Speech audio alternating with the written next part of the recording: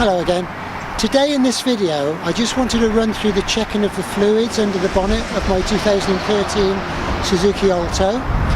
This will involve checking the engine oil, the engine coolant, the screenwasher bottle and the brake fluid levels. One thing to point out before you do any of this is to make sure you park the car on a level surface, because otherwise the fluids won't read correctly when you check them. If you've had the engine running, make sure you've had the engine switched off for at least 5 minutes before you check the engine oil, otherwise you're going to get a little inaccuracy of the reading. The fluids themselves are all listed in the manual for the car, so if you can look in there or go to your local dealer or motor factor, they will actually then show you what you need for your particular vehicle. But before I can do any of this, the first thing I need to do is open the bonnet, which is by pulling the bonnet catch inside the car. To open the bonnet, there is a catch down here. To release the bonnet itself, you have to put your fingers around the back of this lever here, which is in the right hand side of the footwell, and just pull it towards you like that. Just simply like that, and you'll hear the bonnet pop, and then you can open the bonnet the rest of the way then.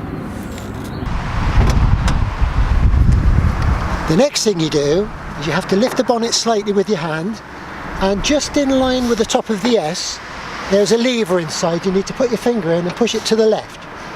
It's a safety catch which stops the bonnet flying up in the event of this releasing while you're driving along. You can lift the bonnet up now, and here there is a bonnet stay which is clipped in.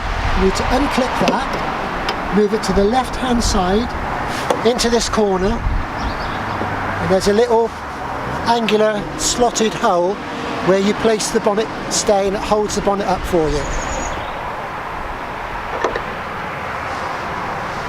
To check the oil itself, we need to find the dipstick, which is this yellow handle here. What that does, you pull it out with a cloth or a piece of tissue, which I've got here, wipe the dipstick clean.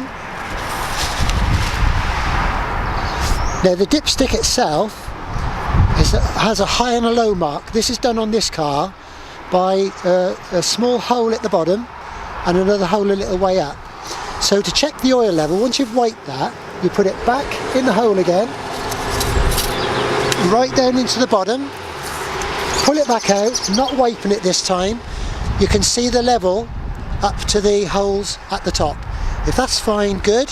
If not, you will need to top it up, and you will do that by removing the cap here and putting a necessary amount of oil until you get it where you want it.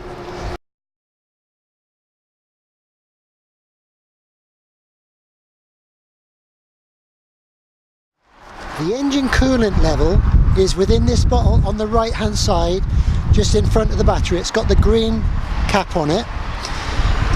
Down the front, which is very difficult to see in this light, if you look down the front of the bottle, there is a line with full written on it, and further down there is another line moulded into the plastic with minimum on it. You just need to check to make sure the fluid is up to the high mark. Can't actually see it in this light from this angle, but that is what you're checking for. The next thing is the brake fluid reservoir. The brake fluid reservoir is this one over here, okay? And on the side of the bottle there is a line with a maximum, and further down there is another line with a minimum. You need to check that the fluid is up to the top. If it drops a little bit, that is normal through normal wear. But if it suddenly drops, then you've obviously got a problem somewhere. You need to get it sorted, as with any other fluids in the engine really. Keep an eye on them regularly, weekly, and if there's anything changes, you can see it happening. Okay? The next thing is the screenwasher bottle, which is down in the left hand corner. This is a screenwasher here. To check it, all you need to do is to lift the cap and have a look in, and I tend to keep this full up. It's just down a little bit at the moment, but I top it up every week just to keep the level up right. Once you've done that, just clip this back on again, and then we're done. Just need to close the bonnet down now.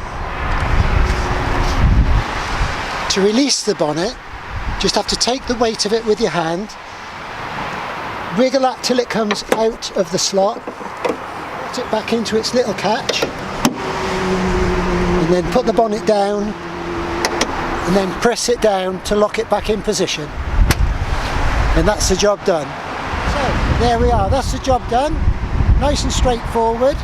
Any questions, just put them on the bottom in the comments below, and then we can go from there. Just remember to check the levels, make sure that you know what you're doing, read the book first, and this is just a guide just to show you how I do it. So thank you for watching, bye.